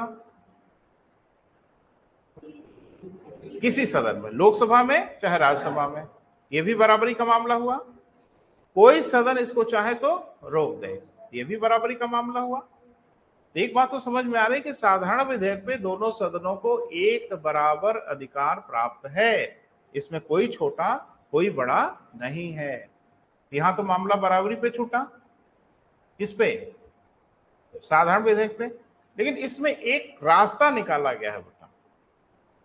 वो क्या रास्ता है कि सामान्य विधेयक पे यदि गतिरोध हो जाए, गतिरोध मतलब एक सदन पारित करे दूसरा ना पारित करे, या कई तरीके हैं, गतिरोध अगर हो गया, इसमें एक रास्ता निकाला गया, संविधान में लिखा है, 108वें नंबर पे लिखा है। यही पूछा गया था आपसे, अभी जो पीसीएस परीक्षा हुई उसमें यही पूछा गया था। तो हमारे संविधान के अनुच्छेद 108 में लिखा हुआ है कि यदि सामान्य विधेयक पे गतिरोध हो जाए, गतिरोध मतलब फंस जाए विधेयक, तो राष्ट्रपति संयुक्त बैठक बुला लेगा। संयुक्त बैठक मतलब लोकसभा और राज्यसभा दोनों लोगों को एक साथ बैठाएगा, एक साथ बैठिए। क्लियर है? और उसकी अध्यक्षता करेगा लोकसभा अध्यक्ष। क्लियर है? और निर्णय होगा बहुमत के आधार पर। निर्णय किस आधार पे होगा बेटा? तो अब बताइए पड़ला किसका भारी हो जाएगा? अरे भाई 545 लोग हैं, वो बेचारे 245 हैं, और बहुमत से निर्णय होगा कि भारी तो पड़ ही जाएंगे सब। तो सामान्य विधेयक पे यदि संयुक्त बैठक बुलाई गई तब लोकसभा भारी पड़ जाएगी। किस पे बेटा? राज्यसभा में। लेकिन अगर संयुक्त बैठक नहीं बुलाई गई तो दोनों सदनों को बराबर का अधिकार है। थोड़ा लिखो बेटा, सामान्य विधेयक किसी भी सदन में प्रस्तुत किया जा सकता है। अखिलेश,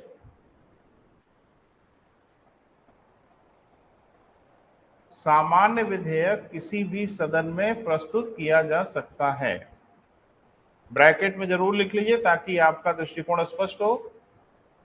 लोकसभा अथवा राज्यसभा। क्लियर है बेटा? लोकसभा अथवा राज्यसभा में। क्लियर है? दोनों सदनों को एक समान अधिकार प्राप्त है।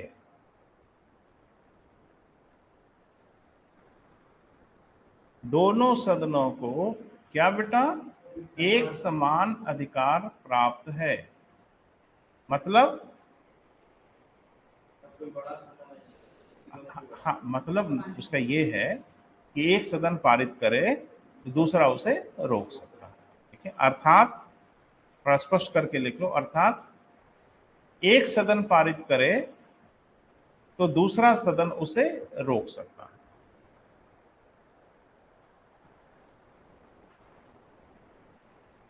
एक सदन पारित करे तो दूसरा सदन उसे क्या कर सकता है बेटा? रोक सकता है।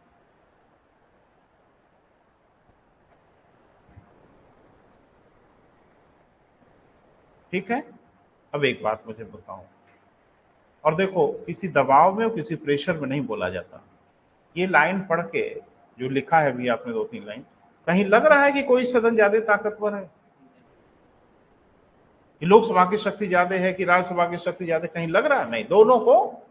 तो सामान्य विधेयक पे दोनों सदनों को एक बराबर अधिकार प्राप्त है, न राज्यसभा बड़ी है न लोकसभा बड़ी है। क्लियर है? बाकी इसमें एक रास्ता जो बना दिया गया ना बेटा, उस रास्ते से लोकसभा थोड़ी ताकतवर हो जाती है कभी कभी। ठीक है, वो रास्ता क्या है मैंने बताया। यदि सामान्य विधेयक फंस जाए, एक सदन पारित करके दूसरा सदन उसे रोक ले, तो ऐसी दशा में हमारे संविधान में इसके बीच का एक रास्ता निकाला गया है। तो भाई कानून अगर जरूरी हो तो कैसे पारित हो? तो उसका रास्ता यह है कि भारत का राष्ट्रपति अनुच्छेद 108 मैंने 108वें नंबर पे लिखा है कि राष्ट्रपति अनुच्छेद 108 के अनुसार दोनों सदनों की संयुक्त बैठक बुला लेंगे। संयुक्त बैठक माने समझ रहे हो? देखो, सदन में बेटा लोकसभा अलग बैठती है, राज्यसभा अलग बैठती है, इसकी कार्रवाई अलग होती है, उसकी कार्रवाई अलग होती है। लेकिन जब राष्ट्रपति संयुक्त बैठक बुलाएगा तो दोनों सदन के लोग एक साथ बैठेंगे। क्लियर है? तो उसकी अध्यक्षता कोई ना कोई करेगा ना, उसकी अध्यक्षता करता है लोकसभा अध्यक्ष। क्लियर है? और फिर उसमें जो भी निर्णय होगा सामान्य विधेयक पे वो बहुमत से होगा। अब आप खुद ही बताओ कि अगर बहुमत से निर्णय होगा तो पड़ला किसका भारी होगा? तो यहां लोकसभा का पड़ला थोड़ा भारी हो जाता है तब जब संयुक्त बैठक बुलाई जाती है। लेकिन एक नोट बना के लिखो, नोट बना के लिखिए, यदि सामान्य विधेयक पर गतिरोध हो जाए तो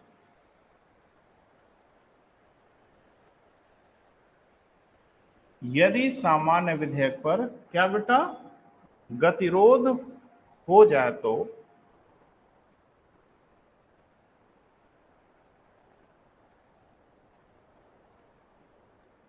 अनुच्छेद 108 के अनुसार, यही आया था बेटा इस बार के पीसीएस परीक्षा में,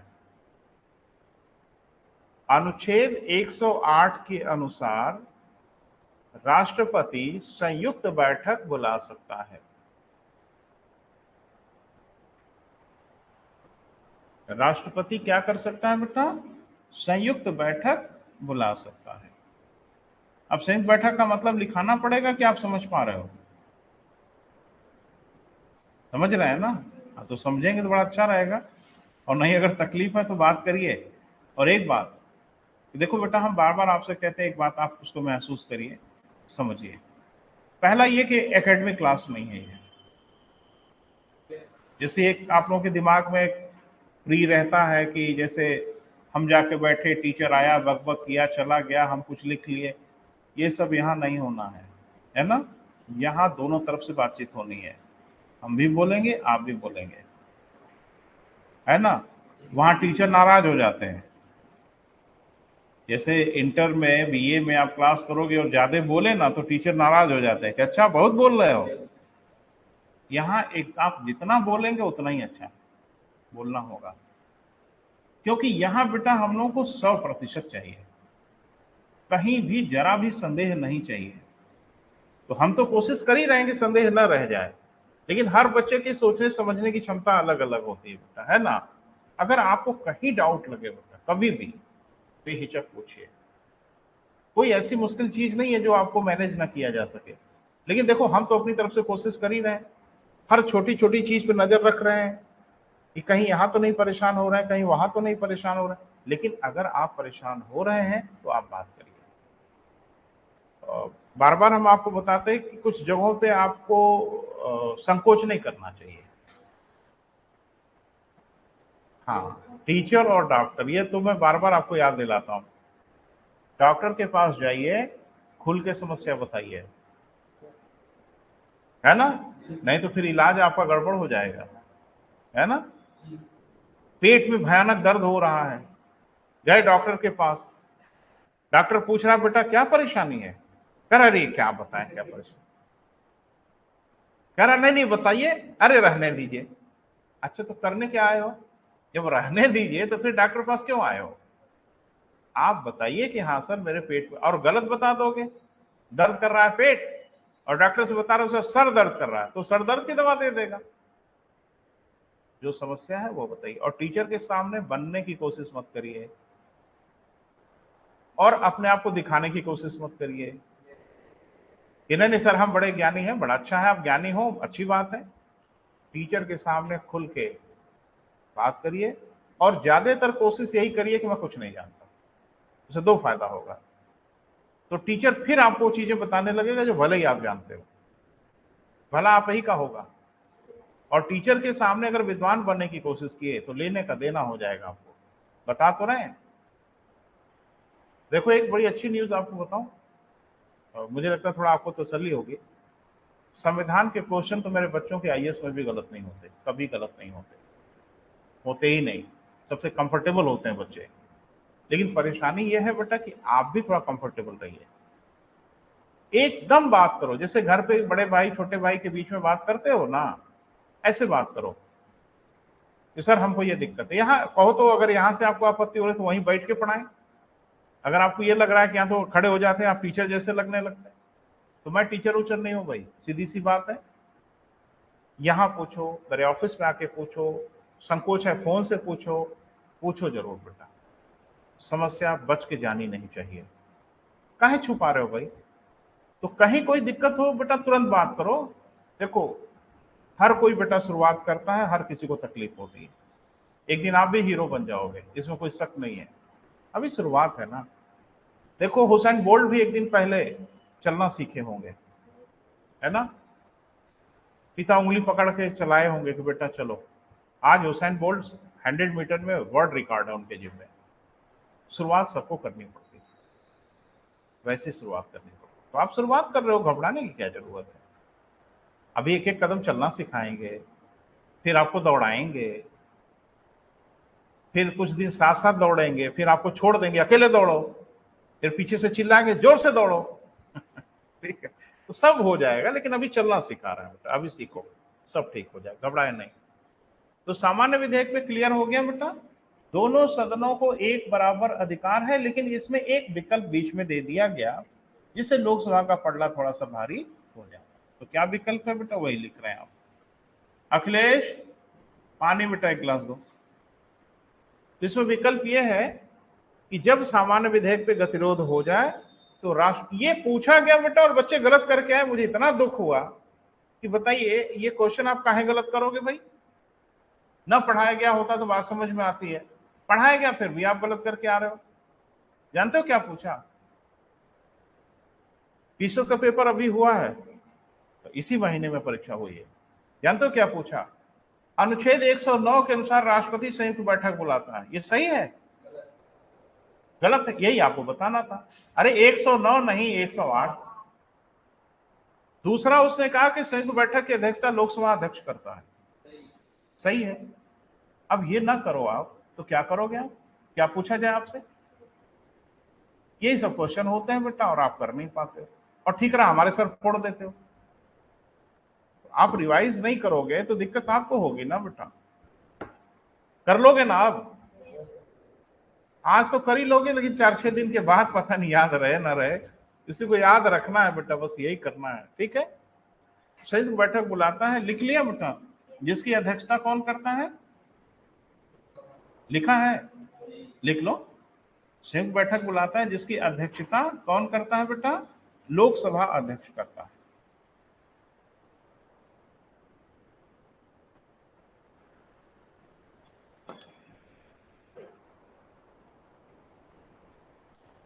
ठीक है। निर्णय बहुमत के आधार पर लिया जाता है। निर्णय किस आधार पर बेटा? बहुमत के आधार पर लिया जाता है।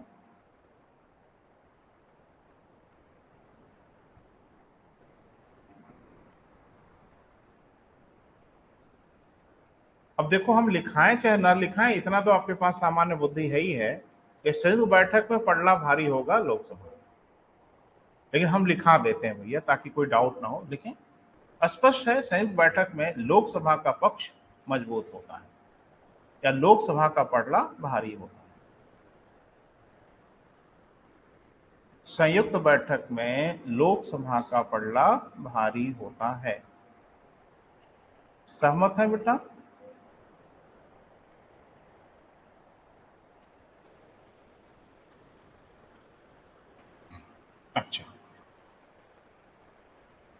अब तक संयुक्त बैठक बुलाई गई एकांत बार?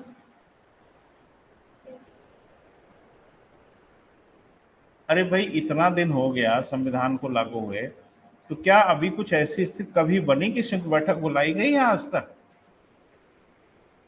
अच्छा, ये आपको नहीं पता है, अब तकलीफ हो रही है तो अभी हम पढ़ा देते हैं, तकलीफ दूर हो जाएगी। अब तक 3 बार ही संयुक्त बैठक बुलाई गई।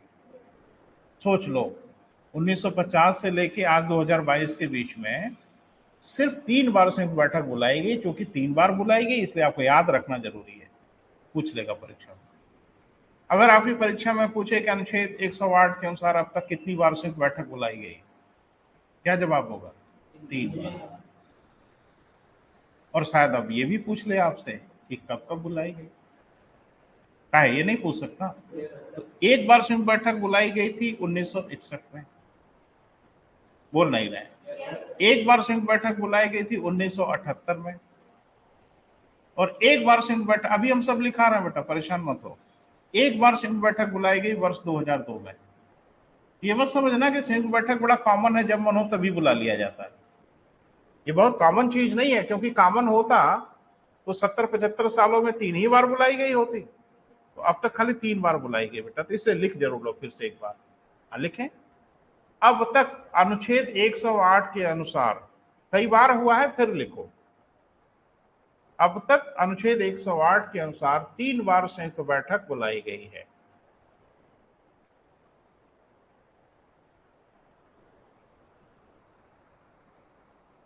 अब तक अनुच्छेद 108 के अनुसार कितनी बार बेटा? 3 बार बैठक बुलाई गई है। संयुक्त बैठक कितनी बार बेटा? 3 बार। तीनों का नाम लिख लो, याद रखना चाहिए बेटा आपको। पहला, दहेज निषेध अधिनियम। अरे भाई, किसी विधेयक पे बवाल हुआ होगा ना, तो उस विधेयक का नाम तो लिखना ही पड़ेगा। दहेज निषेध अधिनियम।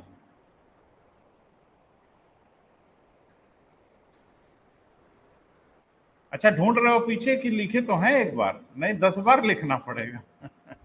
ठीक है। अरे हमको भी याद है कि हम लिखाए हैं, तो हम फिर क्यों लिखा रहे हैं? हाँ, 2 कारण है। एक तो राष्ट्रपति में भी 108 आएगा, और जब आप सामान्य विधेयक पढ़ेंगे तो फिर 108 आएगा। तो जहां जहां आएगा हम वहां वहां पूरा इसको करेंगे, छोड़ेंगे नहीं, है ना बेटा? और एक बात गारंटी के साथ बता दें, इसीलिए आप भूलोगे नहीं परीक्षा में किसी हालत में, ठीक है? हम एक बार लिखा के निकल लिए होते तो आप भूल जाते, अब नहीं भूलोगे। अब तो परीक्षा में जब दिखेगा तो मन फिर कहेगा देखो फिर पूछ लिया। तो पढ़ाई ऐसी ही होनी चाहिए कि क्वेश्चन दिखे तो आप मुस्कुराता हुआ चेहरा लेके देखें, रोनी सूरत बना के ना दिखें कि ये क्या आ गया, है ना? तो मेरे पढ़ाए हुए बच्चे रोनी सूरत बना के संविधान नहीं देखते, चिथड़े उड़ा देते हैं संविधान के। अभी हमारे एक मित्र गए थे, बीएड एंट्रेंस एग्जाम शायद हुआ था इधर, कल परसों में शायद हुआ था। तो वो हमारे एक मित्र थे शाम वाले, वो भी गए थे। तो उन्होंने कहा कि सर संविधान के 8 क्वेश्चन पूछे गए थे, 8 या 9। अच्छा, आप भी दिए थे? संविधान क्वेश्चन गलत हुआ? सही सही बताना, देखो मेरे सामने मत कहना कि हाँ, एकदम बोलो कि हाँ सर आप पढ़ाए थे, कुछ आया हुआ है नहीं। तो अब तुम्हारा तो मुझे नहीं पता, लेकिन उसने कहा कि 8 क्वेश्चन पूछा गया था, अब इतने आसान पूछे गए थे सर कि परीक्षा को देख के वो हो रहा था क्या परीक्षा है। यही हमारी उपलब्धि है। जब परीक्षा में आपको लगे कि क्या पूछा है यार, तो टीचर की उपलब्धि है। हम तो एकदम हीरो बना के भेजे थे, वो टीचर टाइप का क्वेश्चन पूछा, चिथड़े उड़ा दिया बच्चों ने। हाँ, एक आध क्वेश्चन ठीक था, एक क्वेश्चन मुझे याद है, अब तुमसे पूछेंगे भी। हाँ हाँ, तो वो बच्चे ने हमको बताया, हमको क्या पता बेटा क्या पूछ, पेपर तो शायद मिलता भी नहीं है। तो उसने कहा था कि एक क्वेश्चन पूछा गया था जो थोड़ा सा मुझे ठीक लगा था। एक्चुअली वो सिविल का स्टूडेंट था जो बीएड की परीक्षा दिया था। कहा उसने पूछा कि राज्य में लोक सेवा आयोग जो स्थापित हुए किस अधिनियम के तहत था। तो इसका तो तुम्हारा तो गलत हुआ, ठीक है? तो वो 1935 भारत शासन अधिनियम, संवैधानिक विकास हम लोगों ने पढ़ा था, उसी में भारत को संघात्मक बनाने की कोशिश की और उसी में राज्यों को अधिकार दिया गया था कि राज्य अपने यहाँ लोक सेवा आयोग का गठन करें। और हम आपसे चर्चा किए थे, आप भूल जाते हैं। मैंने आपको बताया था कि उसी अधिनियम के अनुसार 1937 में उत्तर प्रदेश लोक सेवा आयोग बना। लिखाया भले न हो, लेकिन मैंने बोला जरूर था कि 1935 के अधिनियम में राज्यों को भी लोक सेवा आयोग बनाने की अनुमति दी गई थी, जिसका प्रयोग करते हुए उत्तर प्रदेश लोक सेवा आयोग 1937 में बनाया गया था। ये तुम्हारा तो गलत हो गया लग रहा है। 35 तो सही लगाया है, तो सही लगाया। 35 के अनुसार 37 में बनाया गया, अधिनियम 35 वाला ही था। तो 37 देखो, गिरते पड़ते याद तो आ ही जाता है ना। और ये बहुत आसान प्रश्न नहीं था बेटा, ये बहुत इजी क्वेश्चन नहीं था। मुझे नहीं लगता हर कोई बताया होगा इसका आंसर, लेकिन मेरे बच्चे बताए हैं तो अच्छा लगता है। कुछ अनर्गल क्वेश्चन भी आते हैं छोटे कंपटीशन में, उटपटांग टाइप के।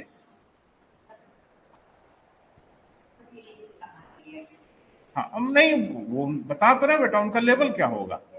हम लोग जिस लेवल पे पढ़ते हैं वो परीक्षा देख के तो घिन आती है कि इसमें क्या पूछते हैं, मतलब ये भी पूछना चाहिए। तो कहने का ये मतलब है बेटा कि घबराइए नहीं, थोड़ा सा पढ़िए। और आपको बताऊं कि देखो, बार बार एक ही बात कहना ठीक नहीं लगता, लेकिन फिर भी सुनो। जिन कुर्सियों पर आप बैठे हो ना, वो प्लास्टिक की कुर्सियां तो जरूर हैं, लेकिन इन्हीं से मैंने डीपीएसपी बनाया है, इन्हीं कुर्सियों से। यहीं बैठ के बच्चे डीपीएसपी, सड़क पे जो वर्दी पहन के डीपीएसपी निकलता है गाड़ी लेके ना, अरे डीपीएसपी माने पता नहीं समझ पा रहे हो कि नहीं, तो ठीक ठाक की बुद्धि ठीक कर देता है। अरे एक तो दरोगा ठीक कर देता है, डीपीएसपी तो ढंग से ठीक कर देता है। और जो बच्चा डीपीएसपी हुआ है ना, वो एक दिन जिले का एसपी भी जरूर बनेगा, प्रमोशन लेके। अब मुझे लगता है एसपी परिचय का मोहताज तो नहीं, आप ढंग से समझ रहे हैं एसपी माने एसएसपी माने क्या होता है। इन्हीं कुर्सियों से पढ़ के बच्चे बहुत कुछ कर ले गए। और ऐसे बहुत ढेर सारे, अभी एक बच्ची थी अंजू यादव, बहुत ढेर सारे ऐसे बच्चे हैं जिनको हमने पढ़ाया और बच्चे एरिना से गायब हो जाते हैं। मैं नहीं समझ पाता कि वो कहाँ गए। कुछ बच्चे हैं जो संपर्क कर भी लेते हैं, कुछ नहीं भी कर लेते। तो एक हमारे परिचित कह के रहे आपकी एक शिष्या बलिया में तहसीलदार है। अब कहीं मेरी जानकारी तो नहीं है, कहीं मेरी जानकारी है, मेरी मुलाकात हुई तो उसने कहा कि आजमगढ़ के थे। उसने पूछा मनोज सर के बारे, मेरे बारे में, तो बताई कि मैं सर के यहाँ पढ़ी हूँ और वहीं से मेरा सिलेक्शन हुआ। तो अच्छा, मुझे नहीं जानकारी थी। अच्छा, कभी कभी होता है क्या है कि बच्चे आनंद फानंद में उनका रिजल्ट आता है और फिर ट्रेनिंग नौकरी वोकरी, उसी आपाधापी में उनके दिमाग से बहुत सी चीजें निकल जाती हैं। कुछ बताते भी हैं, कुछ नहीं भी बता पाते। तो उसने कहा कि सर, उस आदमी से उसने बताया कि मेरा ट्रांसफर आजमगढ़ होने जा रहा है अभी, तो जब ट्रांसफर आजमगढ़ होगा तो सर से जरूर मिलने जाओगे। अरे तो बड़ा आसान वाली बात हुई भाई। जब ट्रांसफर हो जाएगा तब। तो एक दिन कॉल करके बड़ा अपोलोजाइज कर रही थी कि सर हम नहीं बता पाए, उसी बीच में मेरी शादी वादी हो गई, भाग दौड़ हो गई, तो संपर्क नहीं हो पाया। हमने कहा कोई बात नहीं बेटा, बच्चे जब सफल हो जाते हैं ना बेटा तो उनकी होती है सफलता, असफलता हम लोगों की होती है। तो कोई परेशानी नहीं है, और दिल पे हाथ रख के पूछोगे ना अपने आप से अकेले, तो समझ में आएगा किसका योगदान था। और मुझे लगता है कि मेरी बच्ची जो अभी डीपीएसपी हुई है, आसमा वकार, उसने फोन किया। वो एक्चुअल में थोड़ा दूसरे नेचर की बच्ची है, सब लोगों का अपना अपना एक नेचर होता है। जैसे वो उसको ग्लैमर और भीड़ भाड़ और ये सब बिल्कुल पसंद नहीं है, बिल्कुल पसंद नहीं है। आज तक वाले उसके घर गए थे, उसने दरवाजा ही नहीं खोला। यहाँ तो अखबार में नाम छप जाए इसको लेके लोग एकदम पागल रहते हैं, जबकि एक नेशनल चैनल के लोग उसके घर पहुंचे, से कहा नहीं हम बात नहीं करेंगे, क्योंकि उसकी परीक्षा थी पीसीएस की। उसने कहा हम 1 मिनट डिस्टर्ब नहीं होंगे। ऐसे भी लोग हैं। वो हम तो यही उससे परेशान थे कि बेटा तुम नौकरी कैसे करोगे, तुम्हारा जो नेचर है उस नेचर में पुलिस विभाग की नौकरी, वो भी डीपीएसपी की नौकरी, आप कर कैसे लोगे। हो सकता है कहीं मीडिया आपको घेर ले, कहें कहीं झगड़ा झंझट हो गया, कहीं बवाल हो गया, आप एज ए डिप्टी एसपी मौके पे पहुंचे तो मीडिया वाले तो आपको कैमरा और माइक लेके घेरेंगे कि सर बताइए, मैडम बताइए क्या कहना आपको। तो आपको बेटा कैसे करोगे जॉब? हाँ धीरे धीरे सर तैयार हो रहे हैं मेंटली। हम कहा नहीं हो जाओगे तैयार, बड़ी साई बच्ची है भाई। इसी लोग फिर से कोशिश कर रहे हैं कि वो हमको थोड़ा कुछ डिप्टी एसपी वगैरह से हट के एसडीएम वगैरह मिल जाए तो कर लेंगे नौकरी। लेकिन हमने कहा नहीं कर लोगे बेटा, घबराओ नहीं। वो ट्रेनिंग में जब जाओगे ना तो सब सिखा देंगे, कैसे डांटना है, कैसे पीटना है, कैसे धमकाना है ना, सब बता देंगे आपको। लेकिन ये कि कितने आश्चर्य की बात है बेटा, सिर्फ घर बैठ के मेहनत करके। और बड़ी मजेदार बात है कि जैसे अब मार्केट में तरह तरह का र्यूमर उड़ाते हैं लोग, लोगों का काम है, जो नहीं जानते वो ज्यादा। बच्ची ने कहा कि सर हमने आजमगढ़ के बाहर कदम नहीं रखा, पढ़ना तो छोड़ दीजिए। हाँ ये अलग बात है कि बच्चे पढ़ते तो ही हैं भाई, मैगजीन पढ़ेंगे, कहीं का नोट्स पढ़ेंगे, ये तो हर बच्चा करता रहता है, आप भी करें, उसमें क्या परेशानी। उसने कहा बाहर के नाम पे सर बस मैंने एक काम किया था कि मैंने इंटरव्यू में एक मॉक इंटरव्यू ऑनलाइन दिया था यहीं से, बस यही मेरा बाहर से सहयोग है। तो आजकल मॉक इंटरव्यू भी ऑनलाइन होने लगा है, पता नहीं आपको मालूम है कि नहीं। जैसे बच्चे दिल्ली उल्ली नहीं जा पा रहे हैं तो यहीं से, जैसे मैं ऑनलाइन हूं ऐसे बच्चे ऑनलाइन हो जाते, लोग इंटरव्यू ले। ये कौन सी मदद है? और एक ऑनलाइन आपने इंटरव्यू ले लिया, बस बच्चे की डिजाइन बना दिया आपने? नहीं नहीं, बच्ची डर रही थी, इसलिए वो सोच रही थी जरा सा एक बार हम देख लें कि इंटरव्यू वगैरह का सेटअप वगैरह कैसे होता है और इंटरव्यू कैसे होता है। और पूरे एक तरह से कह लो भारत में ही, क्या इसमें दिल्ली वाले नहीं परीक्षा दिए थे, इसमें बिहार के लोग परीक्षा नहीं दिए थे, इसमें कौन परीक्षा नहीं दिया था यूपीपीसीएस में? और सबको चारों खाने चित किया और 41वीं रैंक लगा दिया। आसान नहीं है 41वीं रैंक लगाना, तो आप भी कर सकते हो बेटा, कोई भी कर सकता है, बस ये कि थोड़ा हिम्मत से जुटने की आवश्यकता है। कहीं कोई रहस्य में जादू भरी चीज नहीं होती, यही सब पूछा जाएगा, बस आप भूल जाओगे, गड़बड़ा दोगे, यही सब कर देते हो। आप उसको भूलिए नहीं, दिमाग में बनाए रखिए, हम आपको हीरो बना देंगे। बस परेशानी आज याद है, कल थोड़ा थोड़ा भूलेगा, परसों तक एकदम साफ हो जाएगा, यही परेशानी है। तो इसका क्या इलाज है? निरंतर बेटा रिवाइज करते रहिए, रिवाइज करते रहोगे बात बन जाएगी। कोई चीज मुश्किल नहीं होती, भूल जाते हैं आप, ये परेशानी है। आगे बढ़े। दहेज निषेध अधिनियम 1961 हो गया बेटा। थोड़ा सा एक चीज देखो, जरा सुनो, तथ्यात्मक ढंग से मत सोचो, थोड़ा सा सोचो। ये सब कितने बड़े नालायक थे कि दहेज को समाप्त करने के अधिनियम में भी बवाल कर बैठे, नहीं पारित करेंगे। जरा सा आप खाली अंदाजा लगा लो कि दहेज को रोकने के लिए अधिनियम बनाया जा रहा था, खैर रुका तो आज तक भी नहीं, लेकिन 1961 में दहेज निषेध अधिनियम बनाया जा रहा था, इसमें भी बवाल कर लिए सब। एक सदन ने कहा नहीं पारित करेंगे, तब राष्ट्रपति ने कहा संयुक्त बैठक बुलाई जाएगी। और किसने रोका होगा आपको आइडिया लग ही रहा होगा, ये राज्यसभा ने रोका। लोकसभा अगर ना कह देगी तो संयुक्त बैठक में भी पारित नहीं होगा। तो जाहिर सी बात है राज्यसभा ने बवाल किया होगा, संयुक्त बैठक बुलाई गई और यह अधिनियम बहुमत से पारित हो गया, कानून बन गया आज की डेट में। लिखें अगला बेटा, बैंकिंग सेवा अधिनियम 1978। यह क्या मामला था बेटा? जैसे आपको पता है, कभी आपने पढ़ा होगा कि इंदिरा जी के शासन में बैंकिंग में बड़े सुधार हुए,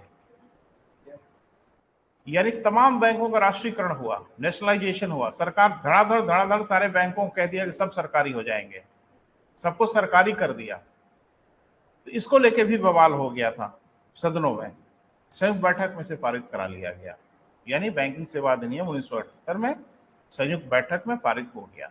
अगला बेटा, कोटा, POTA, नाम सुना है किसी ने? कोटा का नहीं सुना है? हाँ सुना रहे हैं, सुनोगे कैसे? अधिनियम बना था तो पैदा ही नहीं हुए होगे। ठीक है, ये अधिनियम 2002 का है, कई बच्चे तो 2002 के बाद यहाँ पैदा हुए होंगे, है ना। तो अधिनियम 2002 का है, तो लिख लिया कोटा 2002। इसका हिंदी में नाम हम बोल रहे हैं आतंकवाद निरोधक अधिनियम। कोटा का फुल फॉर्म भी बता दे रहे हैं आपको,